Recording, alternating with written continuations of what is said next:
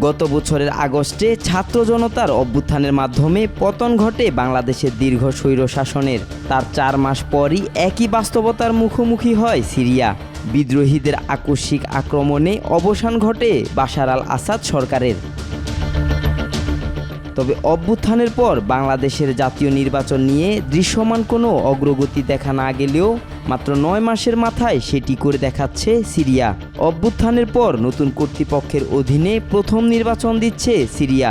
সিরিয়ার রাষ্ট্রীয় সংবাদ সংস্থা সানা জানিয়েছেন, এই নির্বাচন আগামী 15 থেকে 20 সেপ্টেম্বরের মধ্যে অনুষ্ঠিত হবে। সাম্প্রতিক রাজনৈতিক পুনর্গঠনের ধারায় নির্বাচনকে দেশটির জন্য এক গুরুত্বপূর্ণ মাইলফলক হিসেবে দেখা হচ্ছে। নতুন গঠিত 210 আসনের পার্লামেন্টের 1/3 আসনে অন্তর্বর্তীকালীন প্রেসিডেন্ট আহমেদ আল শারা সরাসরি নিয়োগ দেবেন। বাকি আসনগুলোতে সরাসরি নির্বাচন অনুষ্ঠিত হবে। এর আগে চলতি বছরের মার্চে অন্তর্বর্তীকালীন প্রেসিডেন্ট শারা যে অস্থায়ী সংবিধানে স্বাক্ষর করেন তাতে একটি জনগণের কমিটি গঠনের কথা বলা হয়, যা পূর্ণাঙ্গ সংবিধান প্রণয়ন ও সাধারণ নির্বাচন অনুষ্ঠানের আগ পর্যন্ত অস্থায়ী সংসদ হিসেবে কাজ করবে।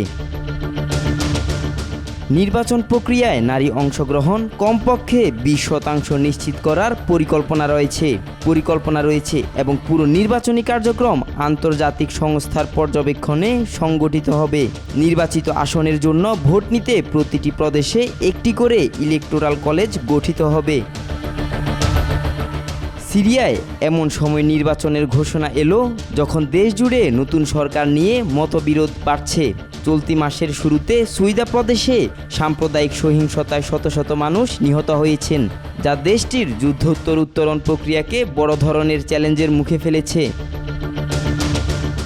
আবদুল্লাহ আল নোমান, আজকাল।